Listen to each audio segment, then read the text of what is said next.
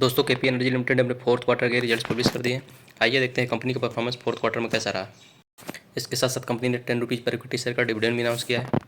Data lakhs में मैं करोड़ में अनाउंस करूँगा। तो अगर कंपनी के प्रेजेंट क्वार्टर टोटल इनकम की बात की जाए तो 408 करोड़ की है, जबकि पिछले क्वार्टर में कंपनी की इनकम 212 करोड़ की थी। तो क्वार्टरली बेसिस पे अगर देखा जाए तो कंपनी की जो इनकम है उसमें लगभग 92% के आसपास का जंप देखने को मिल रहा है। अगर इसको लास्ट ईयर सेम क्वार्टर से कंपेयर किया जाए तो कंपनी के लास्ट ईयर सेम क्वार्टर में रेवेन्यू था 217 करोड़ का। तो ईयरली बेसिस पे भी कंपनी के रेवेन्यू में लगभग 88% के आसपास का जंप देखने को मिल रहा है। इसके बाद कंपनी के एक्सपेंडिचर की बात करें तो 343 करोड़ का प्रेजेंट क्वार्टर में, लास्ट क्वार्टर में 178 करोड़ का, जबकि लास्ट ईयर सेम क्वार्टर में 183 करोड़ का। तो क्वार्टरली और ईयरली दोनों बेसिस पे कंपनी के जो एक्सपेंडिचर है वो लगभग डबल होते हुए दिख रहे हैं। इसके बाद अगर कंपनी के प्रॉफिट पैट की बात करें तो प्रेजेंट क्वार्टर में 45 करोड़ का है, जबकि पिछले क्वार्टर में 26 करोड़ का था और लास्ट ईयर सेम क्वार्टर में 25 करोड़ के आसपास का कंपनी का प्रॉफिट था। तो अगर देखा जाए क्वार्टरली बेसिस पे कंपनी के प्रॉफिट में लगभग 73% के आसपास का जंप है, जबकि ईयरली बेसिस में देखा जाए तो कंपनी के जो प्रॉफिट है 84% के आसपास का इंक्रीज देखने को मिल रहा है। इसके बाद अगर कंपनी की ईपीएस अर्निंग पर शेयर की बात करें तो प्रेजेंट क्वार्टर में कंपनी का ईपीएस 6.87, लास्ट क्वार्टर में 3.96 का था और लास्ट ईयर सेम क्वार्टर में 3.73 का था। तो क्वार्टरली और ईयरली बेसिस दोनों में कंपनी की ईपीएस भी इंक्रीज होते हुए दिखे हैं।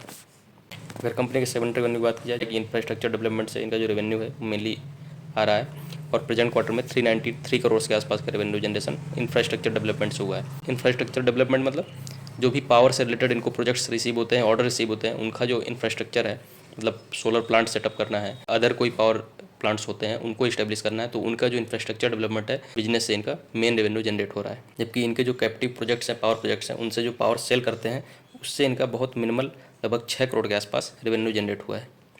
और जो इनके जो प्रोजेक्ट्स हैं या अदर कंपनीज भी इनको हायर करती हैं ऑपरेशन एंड मैनेजमेंट के लिए, उससे इनका रेवेन्यू जनरेशन 1 करोड़ के आसपास का है। इसके बाद अगर कंपनी के शेयर होल्डिंग पैटर्न की बात की जाए तो प्रमोटर्स की शेयर होल्डिंग या क्वार्टरली बेसिस पे बहुत मार्जिनल इंक्रीज देखने को मिल रहा है। पिछले क्वार्टर में 45.01% की शेयर होल्डिंग थी, अभी इंक्रीज होकर 45.02% हो गई है। एफआईएच की अगर शेयर होल्डिंग देखें तो क्वार्टरली बेसिस पे यहाँ इंक्रीज देखने को मिल रहा है। पिछले क्वार्टर में 0.6% की शेयर होल्डिंग थी, अभी इंक्रीज होकर एफआईएच की शेयर होल्डिंग प्रेजेंट क्वार्टर में 0.8% हो गई है। और अगर डीआईएच की शेयर होल्डिंग देखें तो यहाँ कोई चेंजेस नहीं है, दोनों क्वार्टर्स में 0.91% की शेयर होल्डिंग डीआईएच की थी। तो ओवरऑल अगर रिजल्ट्स की बात की जाए तो बहुत ही शानदार रिजल्ट्स माने जाएंगे। रेवेन्यू में क्वार्टरली बेसिस पे 92% और ईयरली बेसिस पे लगभग 88% का जंप, और प्रॉफिट में अगर देखा जाए तो क्वार्टरली बेसिस पे 73% और ईयरली बेसिस पे लगभग 84% के आसपास का जंप देखने को मिला है।